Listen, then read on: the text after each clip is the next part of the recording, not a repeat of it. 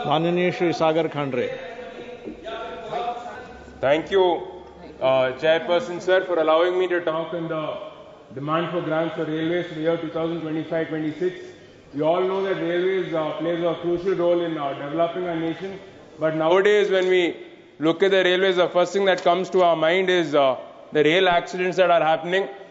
According to NCRB data, it says that in the past 10 years, more than 2.6 lakh people have died, and this is categorized into different heads.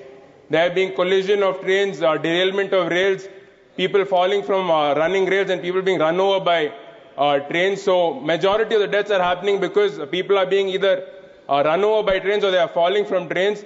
However, we do not know. There is no report as to whether these are suicides or these are accident deaths. So I request the government to conduct a detailed study, detailed report to ensure that these accident deaths are reduced. When it comes to collision and derailment of trains, more than 700 deaths and more than 2,000 injuries have happened in the past 10 years. So for this, I request the central government to also look into this. Kavach is being brought in to ensure that these collisions and derailments do not happen. But however, Kavach is being implemented at a very slow rate. Out of the 68,000 rail kilometer line that is there in our country, only about 3,700 kilometer rail has been implemented by Kavach. So I hope that this accident death issue is sorted by the central government quickly. Along with this, not only Kavach system, sir, even the redevelopment of stations under Amrit Bharat is happening at a very slow rate. In the year 2024-25, more than 450 stations were supposed to be developed. However, only one station has been developed, only one, the target has been reached. Along with that, sir, RUBs that are being constructed by the government are of very poor quality. When the monsoon starts, when the rain starts, that time there's a lot of flooding happening in the RUBs, sir. Even the security protocols at railway stations aren't at the level they are supposed to be, sir. So I request the government to also increase the security to ensure safety and security of our passengers, sir.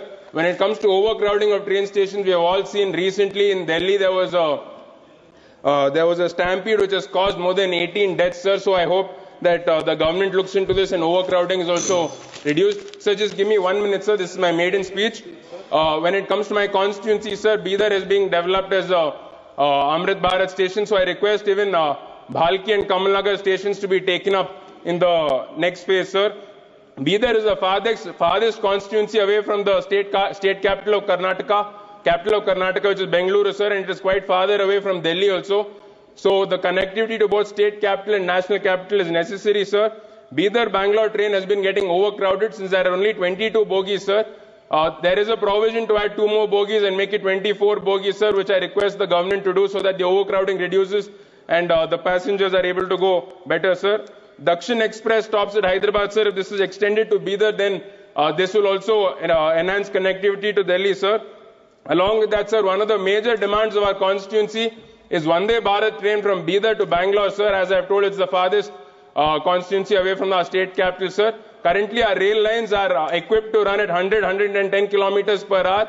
But to go at Vande Bharat pace, we need to equip our rail lines to go to 130 kilometers per hour, sir. So I request the government to upgrade our rail lines. The electrification process to Gulbarga is also underway, sir. So if these track lines are equipped, then definitely Vande Bharat can start from Bidar, sir. Sir, along with that, another Taluka Chinchodi is a very backward region, sir. There's a final location survey for Tandur cement cluster. Please conclude. Sir, just 30 seconds, sir. 30 seconds. Final location survey for Tandur cement cluster in Zahirabad railway line.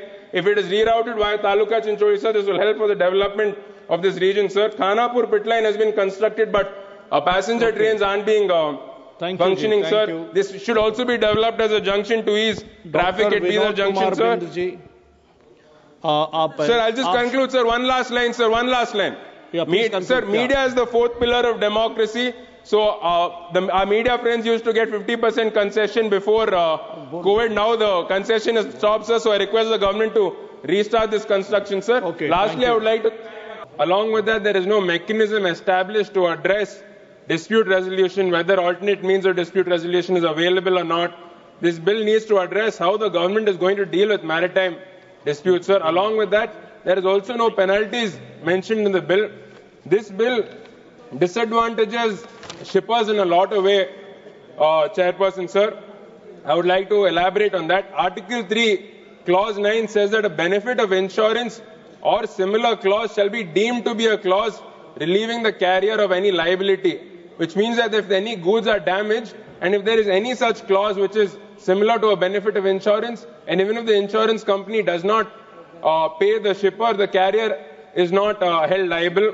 In Article 4, Clause 2A, the carrier will not be responsible for loss or damage arising from act, neglect or default of the master, mariner, pilot or the servants of the carrier in the navigation or management of the ship.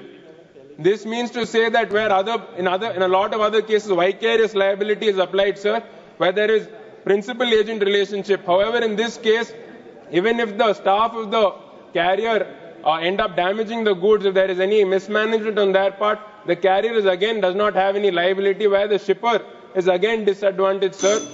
Now, Article 6, sir, we all know how important bill of lading is when it comes to carriage of goods by sea. However, there are special conditions in Article 6 that say that bill of lading is not needed, and the provisos in this are also very vague, sir.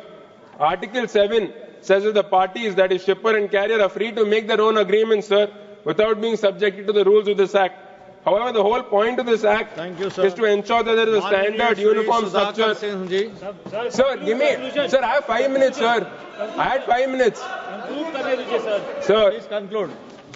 Sir, so Article 7, the whole point of the Act is to ensure that there is a standard structure for establishing responsibilities, liabilities, rights and immunities for carrier. However, this article goes against the very object and reasons mentioned in the Act, sir. Finally, sir, there is also no provision for transport. When there's transport of illegal goods, there's no mention of that itself in this Act, sir. This needs to be looked into, as there is a lot of drug menace in the country, sir. So I hope the Minister also mentions this. Thank you, sir. Thank you.